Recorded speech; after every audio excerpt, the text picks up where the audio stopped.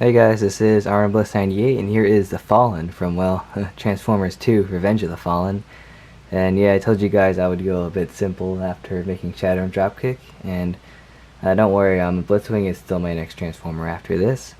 And yeah, The Fallen actually did take me 3 to 4 days because he is a pretty big guy and has a lot of crazy shapes, and in addition I built him using all the parts in my parts collection, not using any Bricklink orders, so he didn't have a prototype, which was how I did things back in the day. And also it's almost the 10th anniversary of that movie, which was this summer. I think it'll be 10 years. 2009. It didn't seem too long ago, to be honest. Revenge of the Fallen, while the movie was okay, the action scenes were amazing, and looking back, the movie does have a lot of like ironically funny jokes and things that could be easily turned into memes, and it also had some of my absolute favorite Transformers designs and one of the best toy lines ever. And yeah, so I guess this is a 10th anniversary tribute for me to make the main villain himself, the Fallen. And here's the Fallen in his Cybertronian jet or destroyer spaceship mode. He obviously didn't transform into this in the movie, which is a shame. He didn't transform at all. I guess he doesn't need to since he could teleport, but he's supposed to be a transformer, so yeah, so I think the jet mode turned out very nice. This is based off what the Voyager toy or any of his toys turned into, so I did have a lot of liberties. So this is basically a folded up robot, but I want to make it look like alien enough so you can't tell what's what on here, and I guess that kind of accomplishes that. You see the rear here, it's a lot of black and stuff, but hope you can see everything well. The front cockpit, since you won't see this anymore in robot mode, turned out especially nice. It kind of looks like a dragon. You got two horns here and then like the kind of cockpit Cybertronian thing. The middle is kind of hollow. I guess you can see it a minifigure here, whatever. And then you can see a little like side bits here, and the folded up feet. They're supposed to be like little thrusters.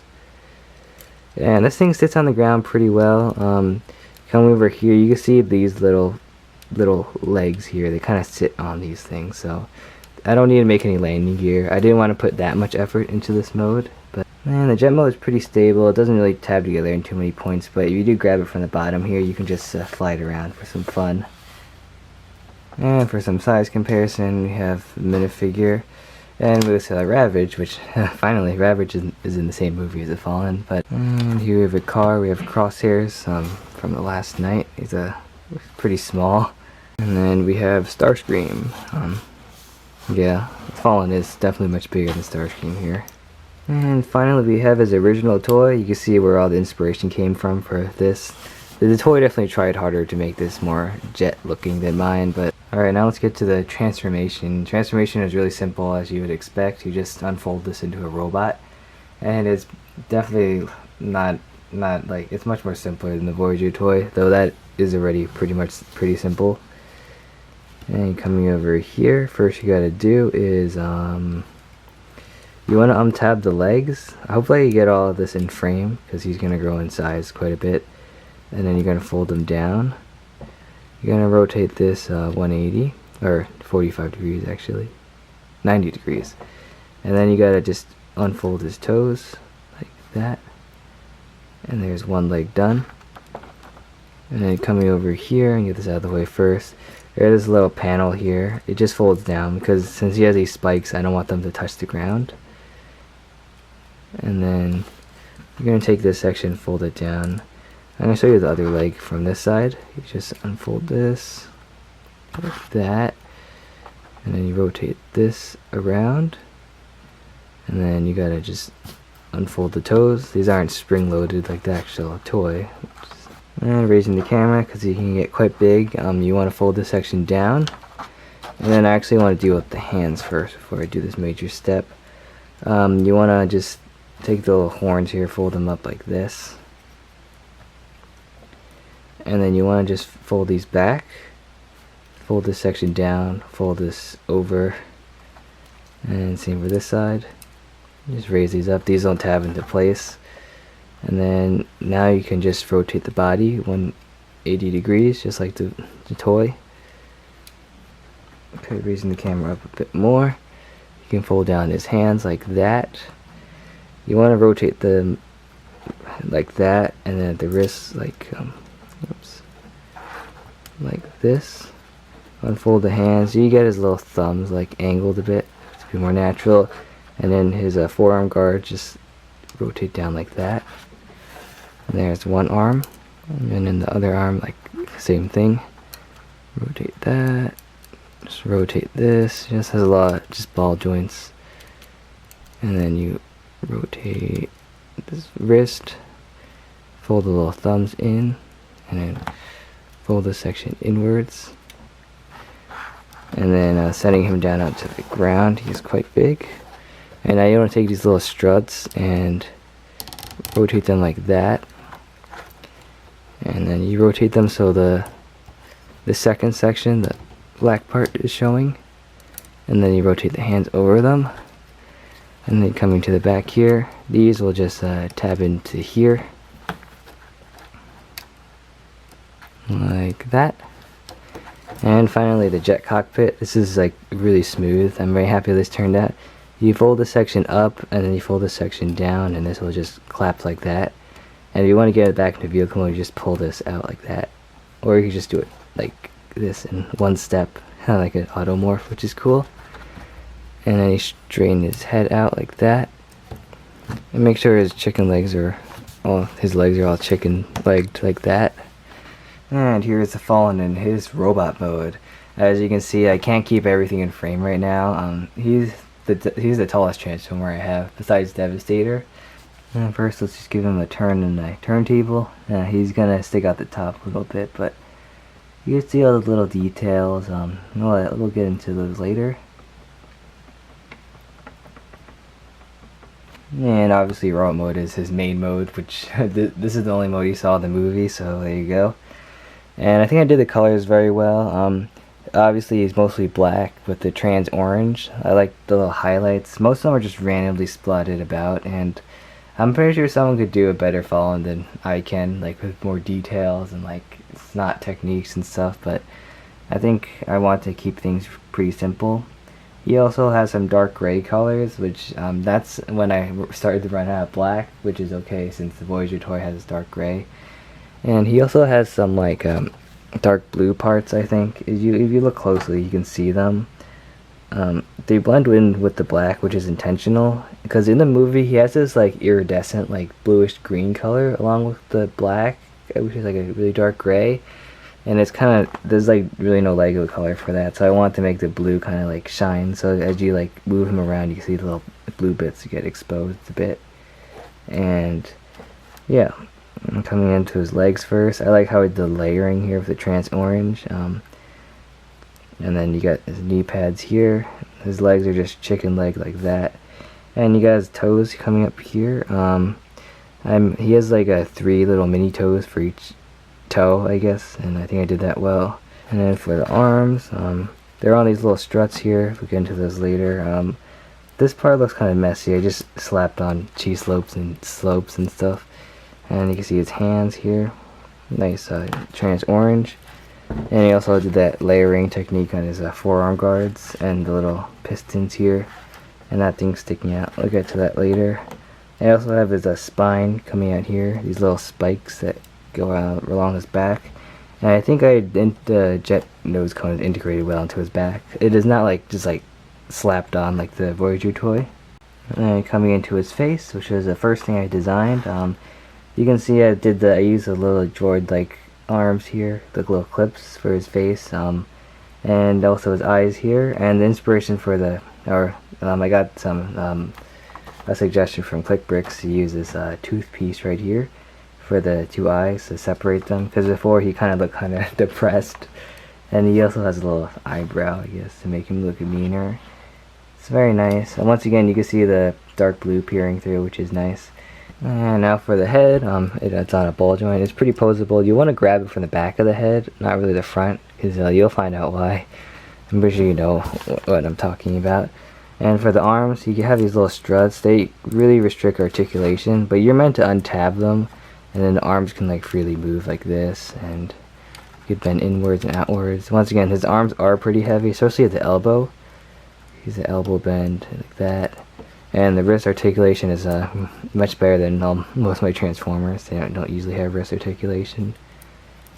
And then coming here to his hands, I'm not sure if I got the right number of fingers correct, but you could definitely move the front two, and these two can also move. And yeah, the little strut here, you can re-tab them at different points, and you can move them around too.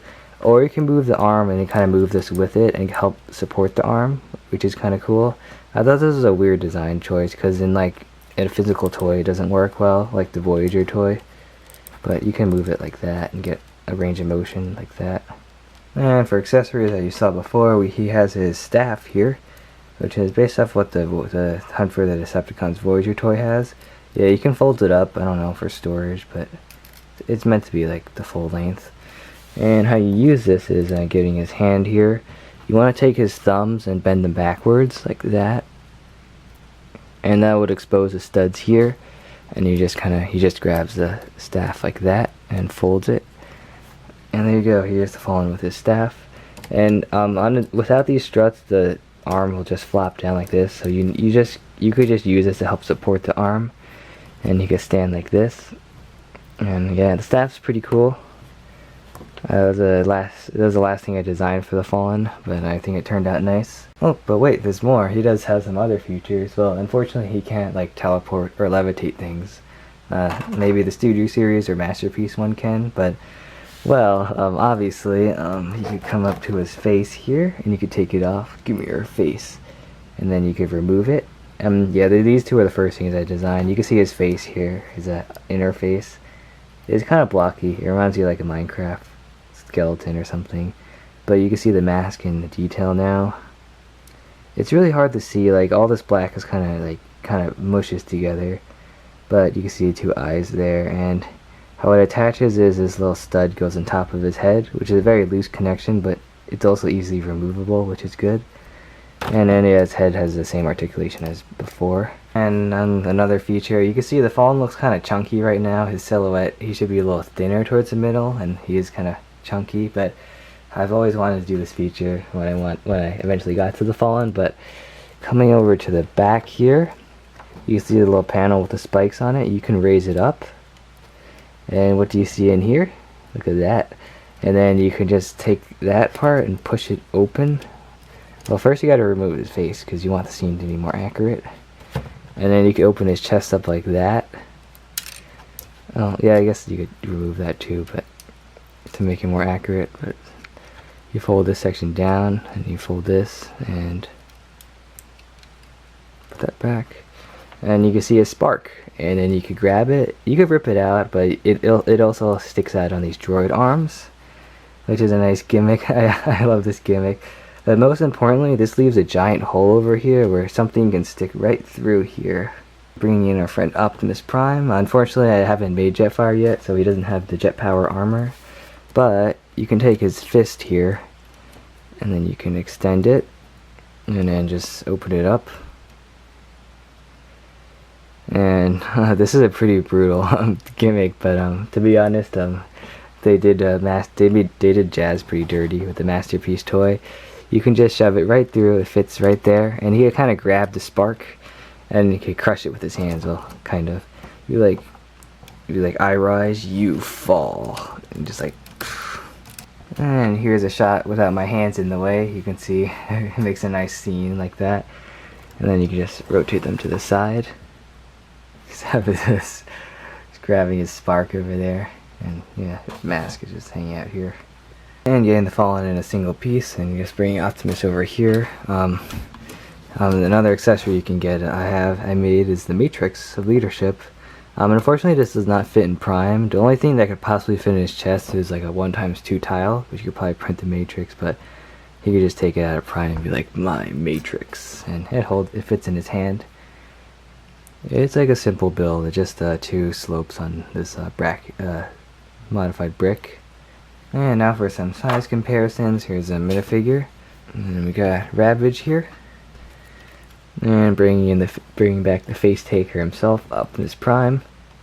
As you can see, the Fallen is very big. I think the scale works pretty well between the two. However, this does bring a bit of concern for me, because If the Fallen is this big, I don't want to know how big an accurately scaled Jetfire would be. When I make Jetfire, he might have to be a little shrunken down for the sake of convenience. Next up, we have his loyal servant Megatron, who did pretty much all the dirty work in the movie. And here he is with his original Voyager toy. Here's Megatron from the Studio Series line. And while I can't get all of Devastator here he is with Mixmaster, or the head of Devastator. And yeah, I really want to get Devastator assembled one of these days again and have some comparison pictures. And though you don't ever see these two because they're in different movies, here he is with Dark of the Moon Shockwave, just for curiosity's sake. And that is it for this video. I really hope you enjoyed the Fallen here. He's a very quick build, but he's a very big guy. I definitely could have done him a bit better if I had more time and pieces, but I didn't want to spend too much effort on him since he didn't really transform in the movie. But I'm still very happy. All the colors are nice. I hope you can see everything well, because I didn't anticipate him being so big in my lighting box. And yeah, it was a fun process, and the gimmick was very fun to design. And yeah, I hope you found it worthwhile to see. And yeah, the next Transformer is Blitzwing from Bumblebee, which I haven't started yet, but I should soon. Yeah, it's great to have the main villain of Revenge of the Fallen finally done, even though he didn't get too much screen time. But anyways, my next video will probably be in a few months, and I'll see you guys then.